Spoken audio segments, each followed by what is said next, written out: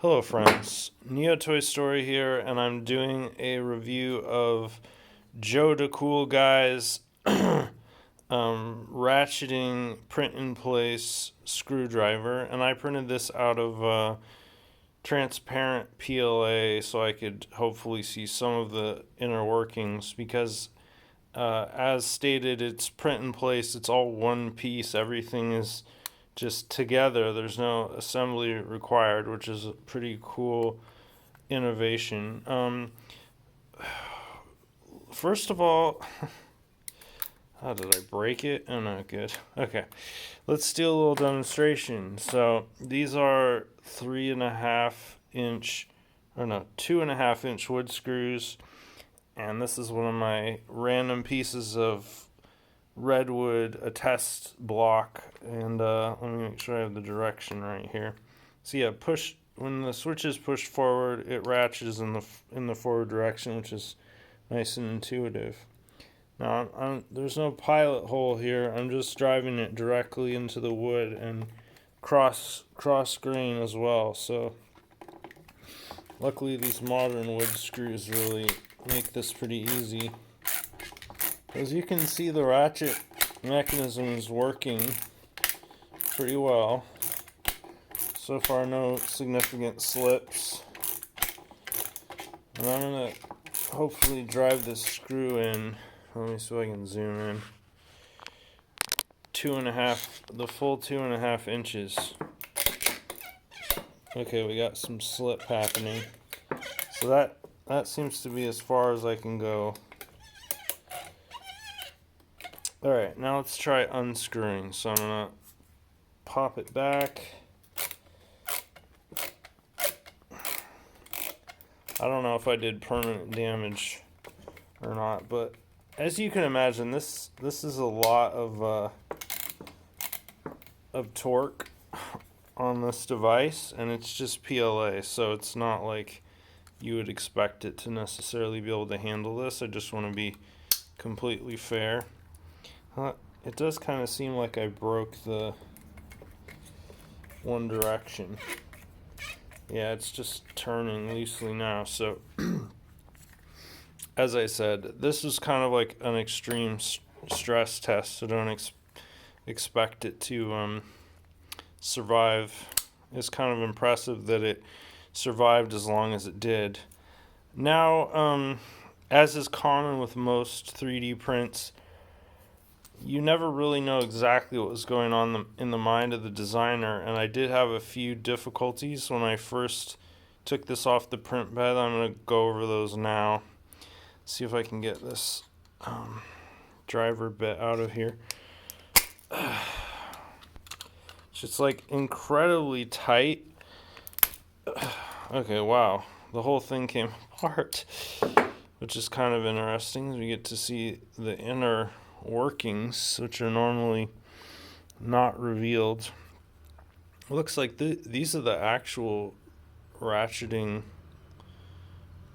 teeth, maybe, or I don't know what part this is. I did look at the 3D model and tried to puzzle out how the internals worked, but it wasn't very intuitive or easy.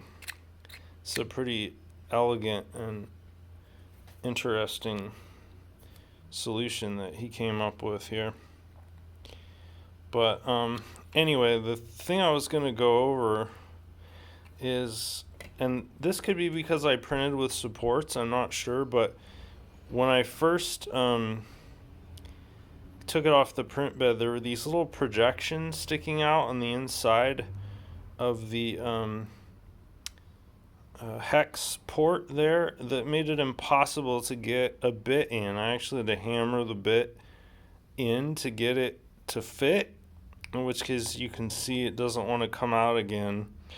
I assumed that they were some kind of flexing retainer clips that were supposed to hold the bit in place. However, there was no flexing happening, so that was kind of the first issue.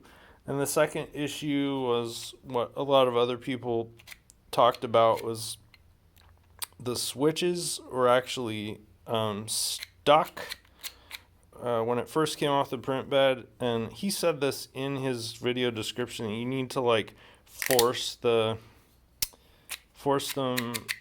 free first, which I mean, I've even a few of my prints I released with that level, like my butterfly hinge, for example, needs to be kind of like broken in before it will start moving. And this is interesting, this little selector switch here that tells you, you know, whether it's forward ratcheting, backwards ratcheting, or the neutral fixed position. This is a free floating thing. It doesn't really like hitch in any of these positions, although it's broken now, so it's probably moving a lot more freely than it would under normal circumstances. But yeah, it would be kind of cool if that could hitch a little bit. Just for comparison, this is a Lutz 15-in-1 ratcheting screwdriver that has an almost identical sort of thing here. As you can see, this pops in and then pops out again to lock in place, taking advantage of those three little dentettes. So, I mean, that's probably a tall order to pull off in a print-in-place design. I really like how this has them on both sides. I find that excellent and very intuitive. The grip, this kind of like square shape is pretty good, like ergonomically, and in terms of getting a good grip and a lot of torque. So that's a pro. And of course, you can always switch your hands to the side if you want to. I mean, I wish this was kind of flat here, but I understand why it's a cylinder. But yeah, overall a solid design. I put through probably 10 to 100 times the amount of force that would have normally been applied to something like this.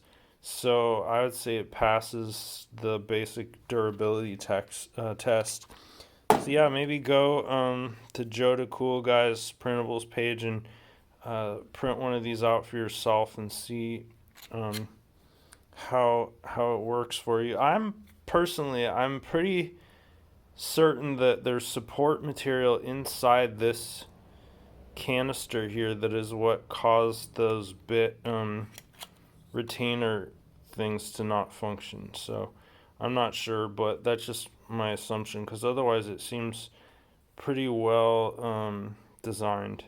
So yeah, thanks Joe the Cool Guy, and thanks for watching.